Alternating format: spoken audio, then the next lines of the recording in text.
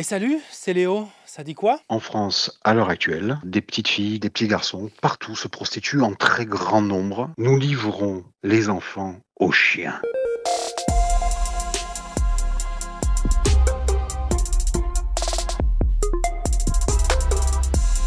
L'État accusé d'avoir abandonné les plus fragiles, des enfants placés dans des foyers aspirés par les réseaux de prostitution. Scandale à l'ASE, l'aide sociale à l'enfance. Une trentaine de familles déposent des recours judiciaires contre 3 présidents de département, ceux de l'Essonne, des Yvelines et des Bouches-du-Rhône. Sur Marseille, il n'y a pas un foyer où je n'ai pas mis les pieds, où il n'y a pas de prostitution. Elle, c'est une éducatrice spécialisée, Jennifer Abitbol, qui a vu des trucs choquants. Les gamines, à partir de 22h, elles se préparent. Il y en a même qui sortent en string. C'est filmé. Il y a les voitures qui défilent avec les plaques. Et quand on leur dit, mais attends, on va pas laisser sortir les jeunes filles là. Et qu'on nous dit, non, mais on peut pas les retenir. C'est des gamines, hein, on parle de bébés, hein. On parle pas d'adultes. Hein. En France, 15 000 mineurs seraient piégés comme ça par la prostitution, selon une commission d'enquête parlementaire bouclée il y a 2 semaines. Et beaucoup sont donc des enfants placés, comme la fille de Lila. Elle a perdu la garde de ses enfants après avoir déposé plainte contre son mari pour violence conjugale. On les voit pas grandir, on sait pas comment ils s'habillent, on les prend plus dans les bras, on leur raconte plus des histoires le soir. En 2022, sa fille de 13 ans fugue plusieurs fois de son foyer, jusqu'à finir séquestrée par des proxénètes dans un Airbnb à Toulon. Elle alerte alors sa mère sur WhatsApp. Me disant, maman, je suis en danger, ne m'appelle pas ou ils vont me frapper. Elle m'envoie une localisation. Donc je préviens les services de police pour récupérer l'enfant. On l'a fait revenir tout simplement dans un taxi seul après avoir vécu un cauchemar. Aujourd'hui, vous l'avez retrouvée, mais c'est compliqué. Aujourd'hui, elle se fait du mal. Elle est triste, je pense. Elle est déscolarisée, elle fait des crises de stress. C'est très dur. Parce que j'aurais préféré qu'elle soit à ma maison et que tout ça n'arrive pas. Même l'État le reconnaît, il y a une véritable défaillance. Du coup, il a demandé en début de semaine un renforcement des contrôles dans les foyers. Les procureurs doivent également inspecter toutes les structures de placement. Tu te fais du tort quand t'es mon bluff, mon petit cœur. Et ça, je t'en reparlerai à la fin de l'épisode. Le meilleur album de l'année selon moi. On verra ce qu'en dit la cérémonie des flammes dans 2 semaines.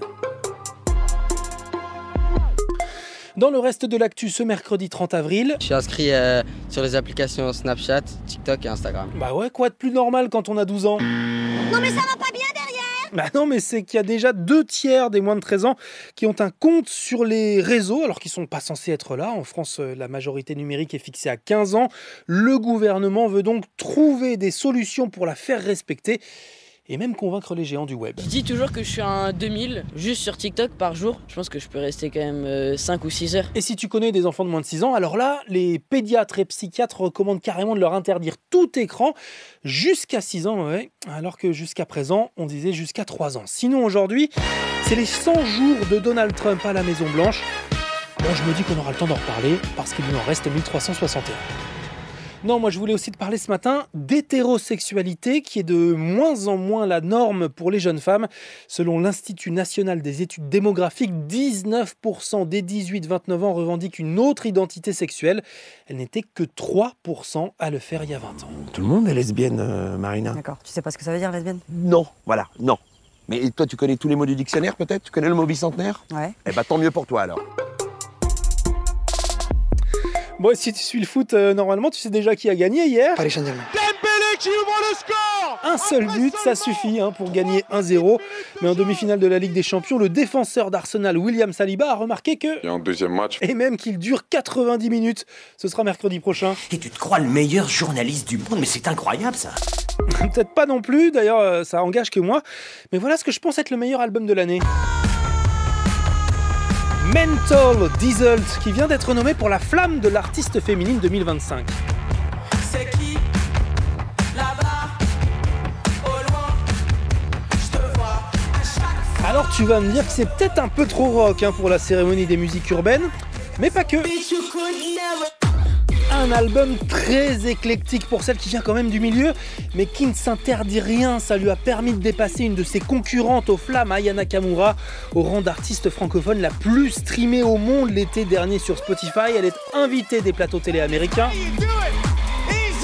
consacrée donc outre-Atlantique, elle floppe chez nous et en veut au public français. À voir donc le 13 mai prochain, dans 2 semaines, si la 3e cérémonie des flammes saura la réconcilier avec la France. La cérémonie promet en tout cas une ouverture à tous et veut éviter tout élitisme, ce qui est parfois reproché aux victoires de la musique, même si encore une fois, cette année, les mêmes noms reviennent aux flammes, Tiakola, SDM, Booba ou Renoir parmi les plus nommés.